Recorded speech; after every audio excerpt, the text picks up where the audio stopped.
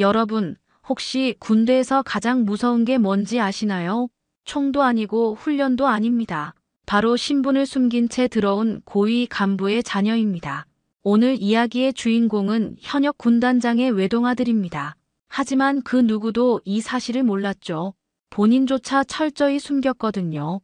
특혜 없이 군 생활을 하겠다는 신념 하나로 모든 괴롭힘을 묵묵히 견뎠습니다. 매일 밤 야간 근무 개인 세탁물까지 빨아주면서도 한마디 불평 없이 말이죠. 그런데 이 사실이 우연히 사단장의 귀에 들어가게 됩니다. 사단장은 급히 사건을 덮으려 했지만 치명적인 실수를 하나 저지르고 맙니다. 과연 무슨 일이 벌어졌을까요? 그리고 이 모든 진실이 밝혀졌을 때 부대에는 어떤 변화가 일어났을까요? 저는 정우현입니다. 20살이죠. 신병교육대에서 5주간의 혹독한 훈련을 마치고 드디어 자대 배치를 받았습니다. 버스에서 내리며 처음 본 부대의 모습은 생각보다 컸습니다. 높은 철조망과 초병들이 서 있는 정문을 지나니 긴장이 되더군요. 다른 신병들과 함께 짐을 들고 걸어가는데 앞에서 안내하던 상병이 말했습니다. 여기가 직할 중대다. 앞으로 1년 8개월 동안 생활할 곳이니까 잘 적응해라. 생활관에 들어서니 이미 먼저 와 있던 선임들이 저희를 바라보고 있었습니다. 그 중에서도 유독 날카로운 눈빛으로 저를 쳐다보는 사람이 있었죠. 나중에 알게 된 최기훈 병장이었습니다. 야, 신병들아. 인사부터 제대로 해. 기훈 병장의 목소리는 차갑고 위압적이었습니다. 저희는 일렬로 서서 큰 소리로 인사를 했죠. 안녕하십니까? 신병 정우현입니다. 그런데 기훈 병장은 제 앞에서 멈춰 섰습니다. 키가 저보다 작았지만 어깨에 달린 병장 계급장이 무겁게 느껴졌죠. 정우현? 이름이 특이하네. 어디 출신이냐? 서울입니다. 목소리 작네. 다시 해. 서울입니다. 기훈 병장은 저를 한참 쳐다보더니 비웃듯 웃었습니다. 그 순간 뭔가 불길한 예감이 들었죠. 하지만 저는 아무 말도 하지 않았습니다. 사실 저에게는 말하지 못할 비밀이 있었거든요. 저희 아버지는 현역 군단장인 정태식 중장이십니다. 하지만 저는 그 누구에게도 이 사실을 알리고 싶지 않았습니다. 특혜 없이 다른 병사들과 똑같이 군 생활을 하고 싶었거든요. 그날 저녁 생활관 정리를 하는데 상민 상병이 조용히 다가왔습니다. 우현아, 기훈 병장 조심해. 원래 신병들 갈구는 걸 좋아하거든. 상민 상병의 말에는 걱정이 섞여 있었습니다. 저는 고개를 끄덕이며 대답했죠. 알겠습니다. 하지만 마음속으로는 각오를 다지고 있었습니다. 아무리 힘들어도 참고 견뎌내겠다고 말입니다.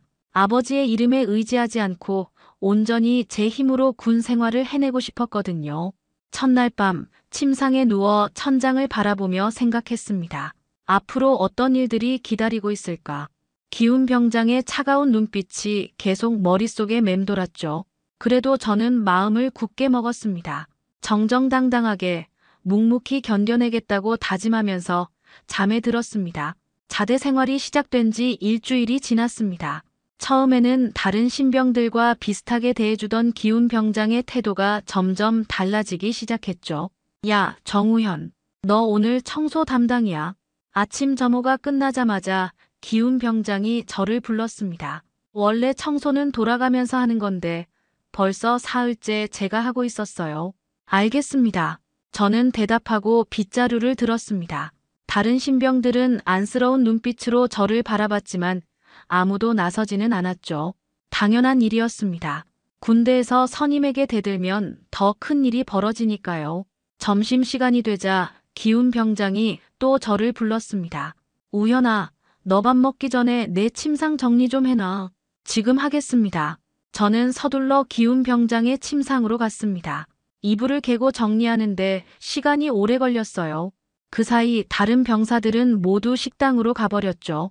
식당에 늦게 도착하니 밥이 거의 떨어져 가고 있었습니다. 저는 남은 밥을 받아서 구석진 자리에 앉았어요. 그런데 기훈 병장이 제 옆으로 와서 앉더군요. 우현아, 너 원래 이렇게 말이 없냐? 평소에 조용한 편입니다. 그래. 근데 너 집안이 어떻게 되는데? 순간 심장이 뛰었습니다. 혹시 아버지 이야기를 하는 건 아닐까 싶어서요. 하지만 침착하게 대답했습니다. 평범한 집안입니다. 평범하다고. 요즘 애들이 다 그렇게 말하더라. 뭐 숨길 게 있나? 기훈병장의 눈빛이 의심스럽게 변했습니다. 저는 고개를 젓고 밥을 계속 먹었어요. 그날 저녁에는 더 심해졌습니다. 소등 시간이 지난 후에 기훈병장이 저를 불렀거든요. 우현아, 나와. 저는 슬리퍼를 신고 복도로 나갔습니다. 기훈병장은 저를 구석진 곳으로 데려가더니 말했어요. 너 뭔가 이상해. 다른 신병들과 다르다고. 그런 건 아닙니다. 아니야. 분명히 뭔가 있어. 너 혹시 백이라도 있는 거 아니야? 제 가슴이 철렁했습니다. 하지만 표정은 변하지 않으려고 노력했어요. 그런 거 없습니다. 정말. 그럼 앞으로 더 열심히 해야겠네. 내일부터 야간 근무도 내가 해. 알겠습니다. 기훈병장은 비웃으며 돌아갔습니다. 저는 그 자리에 한참 서 있었어요. 왜 하필 저를 이렇게 괴롭히는 걸까 생각하면서요. 침상으로 돌아와 누웠지만 잠이 오지 않았습니다. 상민 상병이 작은 목소리로 말을 걸어왔어요. 우현아, 괜찮냐? 네, 괜찮습니다. 하지만 괜찮지 않았습니다. 앞으로 이런 일들이 계속될 것 같았거든요. 그래도 저는 참기로 했습니다. 아버지의 힘을 빌리지 않고 제 힘으로 이겨내겠다고 다짐했어요. 일주일이 더 지나자 기훈병장의 괴롭힘은 더욱 심해졌습니다. 이제는 대놓고 저만 골라서 힘든 일을 시키기 시작했어요. 정우현, 오늘 야간 근무 내가서. 네, 알겠습니다. 원래 야간 근무는 순번을 정해서 돌아가면서 하는 건데 벌써 열흘째 제가 서고 있었습니다. 다른 병사들은 미안해하면서도 어쩔 수 없다는 표정이었죠. 밤 12시부터 새벽 2시까지 초소에 서는 동안 정말 힘들었습니다. 낮에 훈련하고 저녁에 청소까지 하느라 몸이 피곤한데 밤에까지 근무를 서니 잠을 제대로 잘 수가 없었어요. 그런데 기훈병장은 여기서 멈추지 않았습니다. 제가 야간 근무를 마치고 돌아오면 또 다른 일을 시켰거든요. 우현아, 화장실 청소 안 했네. 지금 가서 해. 지금 하겠습니다. 새벽 2시에 화장실 청소를 하는 저를 보며 상민 상병이 안쓰러워했습니다. 우현아, 이건 너무 심한 거 아니냐? 내가 대신 할게. 괜찮습니다. 제가 하겠습니다. 저는 상민 상병의 도움을 거절했습니다. 괜히 상민 상병까지 피해를 보면 안 되니까요. 며칠 후에는 더 심한 일이 벌어졌습니다. 기훈병장이 제 개인 물건을 뒤지기 시작한 거예요. 우현아, 너 사물함 정리 제대로 안 했네. 어떤 부분이 잘못되었습니까? 이것 좀 봐. 속옷 정리가 엉망이야. 기훈병장은 제 속옷을 꺼내서 바닥에 던졌습니다. 다른 병사들이 보는 앞에서 말이에요. 얼굴이 뜨거워졌지만 참았습니다. 죄송합니다. 다시 정리하겠습니다. 다시 정리하지 말고 처음부터 다시 해. 관물대 전체를 다 비우고 정리해. 알겠습니다. 저는 사물함을 완전히 비우고 다시 정리했습니다. 1시간이 넘게 걸렸어요. 그 사이 다른 병사들은 휴식 시간을 가졌지만 저는 계속 일만 했습니다. 그날 저녁에는 정말 충격적인 일이 일어났습니다. 기훈병장이 저를 따로 불러내더니 갑자기 욕설을 하기 시작했어요. 야, 정우현. 너 정말 얄밉다. 뭔가 숨기고 있는 것 같아서 더 그래. 숨기는 게 없습니다. 없다고? 그럼 왜 다른 애들보다 의젓해? 신병 주제에 당당하기까지 하고. 기훈병장의 목소리가 점점 커졌습니다. 저는 고개를 숙이고 참았어요. 앞으로 더 조심해. 내가 생각하는 것보다 군대는 무서운 곳이야. 그 말을 하면서 기훈병장은 제 어깨를 세게 밀었습니다. 저는 뒤로 몇 걸음 물러났지만 아무 말도 하지 않았어요. 생활관으로 돌아오니 상민 상병이 걱정스러운 눈빛으로 저를 바라봤습니다.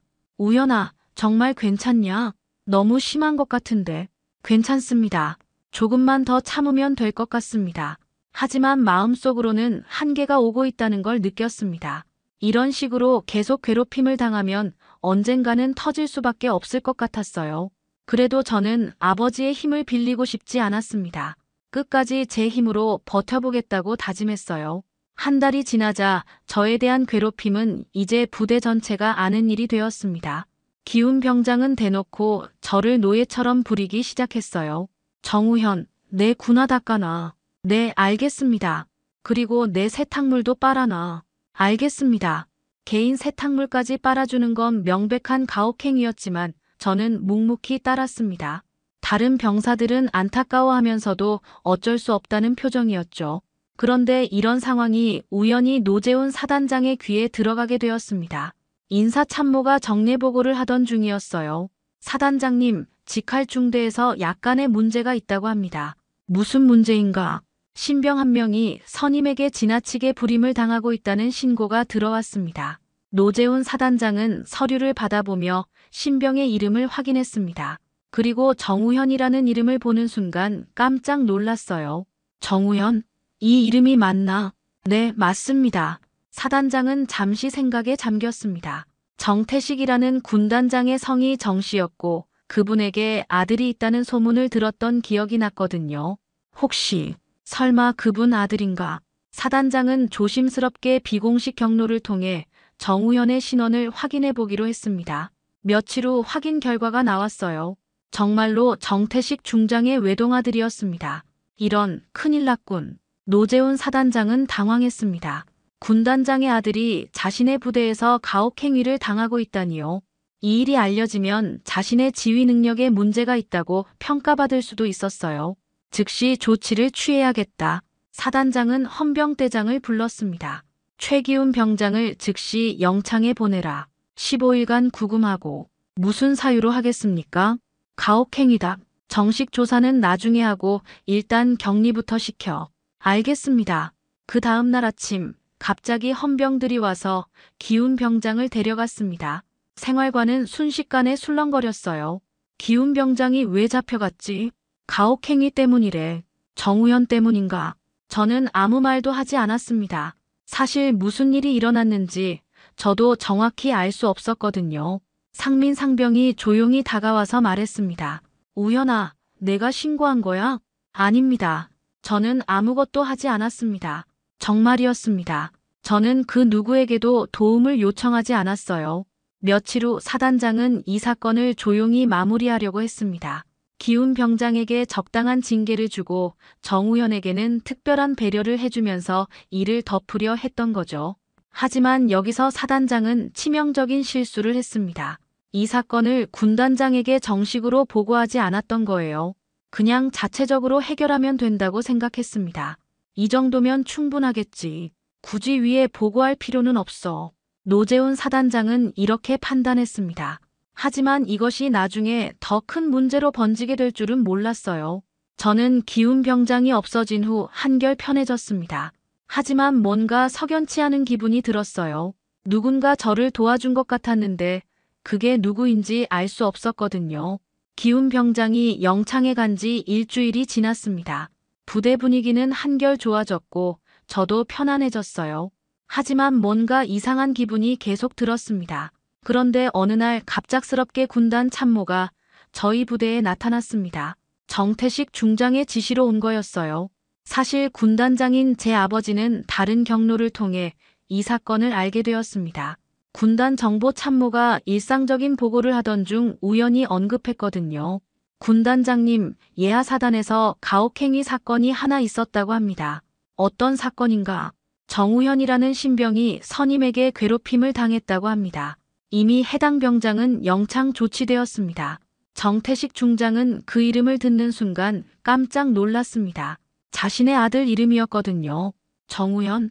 그 병사가 어느 부대에 있나? 27사단 직할중대입니다. 아버지는 즉시 확인해 보셨습니다. 정말로 자신의 아들이 괴롭힘을 당하고 있었던 거예요. 언제부터 이런 일이 있었나? 한 달 정도 전부터라고 합니다. 그럼 왜 나한테 보고가 늦었나? 사단에서 자체적으로 해결했다고 합니다. 정태식 중장의 얼굴이 굳어졌습니다.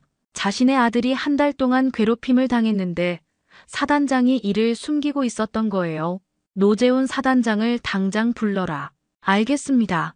1시간 후 노재훈 사단장이 군단장실에 도착했습니다. 정태식 중장은 차분하지만 차가운 목소리로 말했어요. 사단장, 정우현 병사 사건에 대해 설명해보라. 그게 군단장님께 보고드릴 정도의 큰 사건은 아니라고 판단했습니다. 큰 사건이 아니라고. 한 달 동안 가혹행위가 지속되었는데 노재훈 사단장은 식은땀을 흘렸습니다. 군단장이 왜 이렇게 화를 내는지 이해할 수 없었거든요. 죄송합니다. 앞으로는 이런 일이 없도록 하겠습니다. 사단장, 나에게 솔직하게 말해보라. 정우현이 누구 아들인지 알고 있었나? 그건 알고 있었으면서도 나에게 보고하지 않았다는 뜻인가? 아닙니다. 저는 단순히 사건을 조용히 해결하려고 내 아들이 괴롭힘을 당하는데 나만 모르게 하려고. 정태식 중장의 목소리가 점점 커졌습니다. 화가 치밀어 오르는 게 느껴졌어요. 군단장님, 오해입니다. 저는 그저 사단장, 더 심각한 건 이거다. 만약 정우현이 내 아들이 아니었다면 어떻게 했을 것인가? 똑같이 숨겼을 것 아닌가? 노재훈 사단장은 할 말을 잃었습니다. 정태식 중장의 지적이 맞았거든요. 이건 단순한 가혹행위 사건이 아니다. 지휘보고 누락이고 사건 은폐다. 즉시 군단 감찰반에 정식 감찰을 지시하겠다. 군단장님 제발. 그리고 국방부 인사실에도 징계를 건의하겠다. 이런 식으로 사건을 숨기고 덮는 지휘관은 필요 없다. 노재훈 사단장은 파랗게 질렸습니다. 자신의 군 생활이 끝날 수도 있다는 걸 깨달았거든요. 저는 이런 일이 벌어지고 있다는 걸 전혀 모르고 있었습니다. 그냥 평범하게 군 생활을 하고 있었죠. 며칠 후 저희 부대에 군단 감찰반이 들어왔습니다. 갑작스러운 일이라 부대 전체가 긴장했어요. 전 부대원 집합, 중대장의 호령에 따라 저희는 모두 생활관 마당에 모였습니다. 군단에서 온 감찰관들이 줄지어 서 있었죠. 오늘부터 며칠간 감찰이 진행될 예정이다. 모든 부대원은 성실히 협조하라. 감찰반장이 엄숙하게 말했습니다. 저는 왜 갑자기 감찰이 들어온 건지 이유를 알 수 없었어요. 감찰 첫날, 상민 상병이 개별 면담에 불려갔습니다. 1시간 정도 지나서 돌아온 상민 상병의 표정이 심각했어요. 우현아, 너 때문에 감찰이 들어온 것 같다. 저 말입니까? 기훈 병장이 너 괴롭힌 일 말이야. 그것 때문에 조사하고 있어. 그제야 상황이 이해되기 시작했습니다. 기훈 병장의 가혹행위가 단순히 영창으로 끝난 게 아니었던 거예요. 이튿날 저도 감찰실에 불려갔습니다. 감찰관 2명이 저를 마주보고 앉아 있었어요. 정우현 이병, 최기훈 병장으로부터 당한 가혹행위에 대해 자세히 말해보라. 가혹행위라고 할 정도는 아니었습니다. 저는 최대한 축소해서 말하려고 했습니다. 괜히 일을 크게 만들고 싶지 않았거든요. 아니다. 우리가 조사한 바로는 상당히 심각했다. 솔직하게 말하라.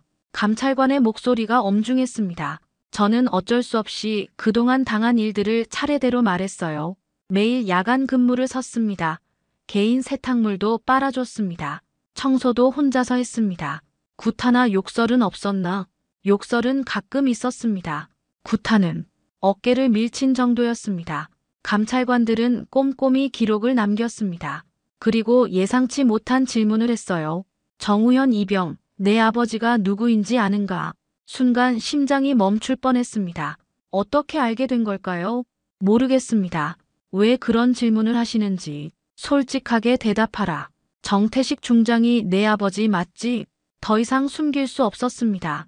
저는 고개를 끄덕였어요. 네, 맞습니다. 그럼 왜 도움을 요청하지 않았나? 1달 동안 괴롭힘을 당하면서도 특혜를 받고 싶지 않았습니다. 다른 병사들과 똑같이 군 생활을 하고 싶었습니다. 감찰관들은 서로 눈을 마주쳤습니다. 이런 답변은 예상하지 못했던 것 같았어요.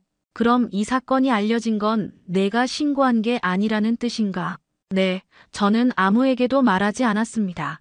그날 저녁 상민 상병이 다시 불려갔습니다. 이번에는 더 오랫동안 조사를 받았어요. 돌아온 상민 상병이 조용히 말했습니다. 우현아, 내가 증언했다. 무슨 증언을 말입니까?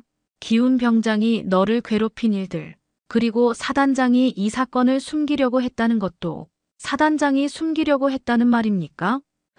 원래는 군단장에게 보고해야 하는 건데 하지 않았대. 그게 더 큰 문제가 된 거야. 상민 상병의 말을 듣고서야 사건의 전모가 보이기 시작했습니다. 단순한 가혹행위 사건이 아니라 지휘보고 체계의 문제까지 불거진 거였어요. 상민 상병님, 왜 증언을 하셨습니까? 잘못된 건 잘못됐다고 말해야지. 내가 참고 견딘 것도 대단하지만 이런 일이 다시 일어나면 안 되잖아. 그날 밤 저는 많은 생각을 했습니다. 제가 바라던 건 조용한 군 생활이었는데 이렇게 큰일이 벌어질 줄은 몰랐어요. 감찰이 진행된 지 사흘째 되는 날, 드디어 모든 진실이 드러나기 시작했습니다. 감찰반은 부대 내 모든 관련자들을 조사했어요. 중대장과 소대장들도 개별 면담에 불려갔습니다. 그들은 기훈 병장의 가혹행위를 알고 있었지만 적극적으로 제지하지 않았던 거죠. 중대장, 최기훈 병장의 가혹행위를 알고 있었나? 어느 정도는 알고 있었습니다. 그럼 왜 제지하지 않았나? 선임과 후임 사이의 일상적인 지도라고 생각했습니다. 감찰관은 한숨을 쉬었습니다. 이런 안일한 생각이 문제를 키웠던 거예요. 헌병대장도 조사를 받았습니다. 그는 사단장의 지시로 기훈 병장을 영창에 보냈지만 제대로 된 조사 없이 그냥 격리만 시켰던 거예요. 헌병대장, 왜 정식 조사 없이 영창 조치만 했나? 사단장님께서 일단 격리부터 하라고 지시하셨습니다. 그리고 이 사건을 군단에 보고했나? 아닙니다. 사단장님께서 자체 해결하겠다고 하셨습니다.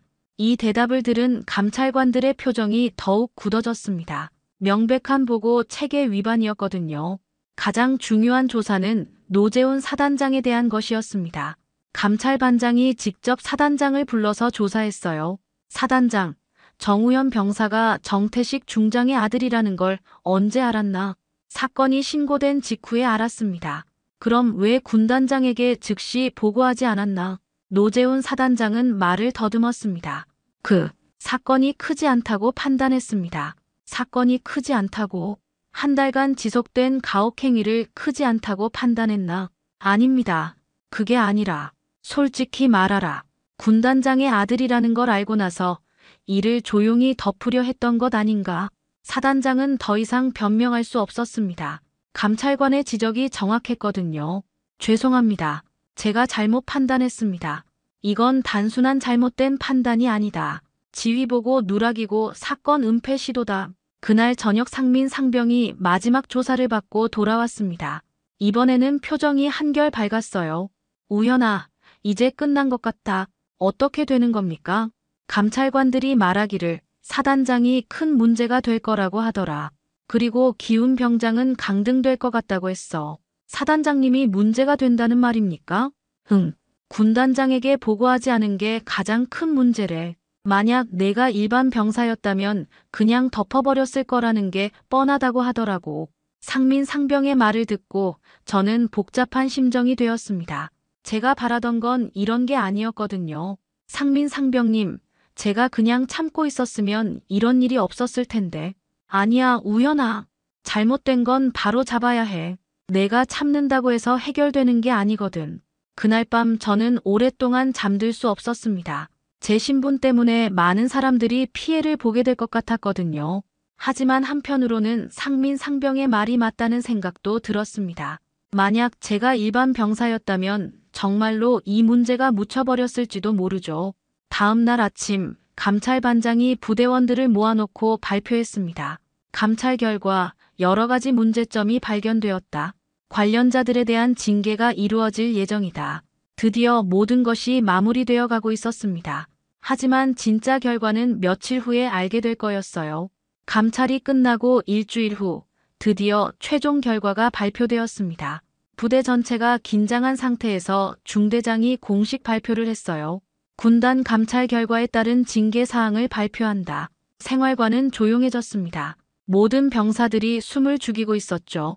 첫째, 노재훈 사단장은 지휘보고 누락 및 사건 은폐로 보직 해임되며 국방부에 징계 요청된다. 저는 깜짝 놀랐습니다. 사단장이 해임된다니 생각보다 훨씬 심각한 결과였어요. 둘째, 최기훈 병장은 상습 가혹행위로 영창 31및 1병으로 강등 조치한다. 기훈 병장은 이미 구치소에 있었지만 강등까지 당하게 된 거였습니다. 셋째, 중대장 및 소대장들은 지휘 소홀로 견책 처분한다. 넷째, 헌병대장과 인사참모는 보고 체계 위반으로 경고 처분한다. 발표가 끝나자 부대 분위기가 숙연해졌습니다.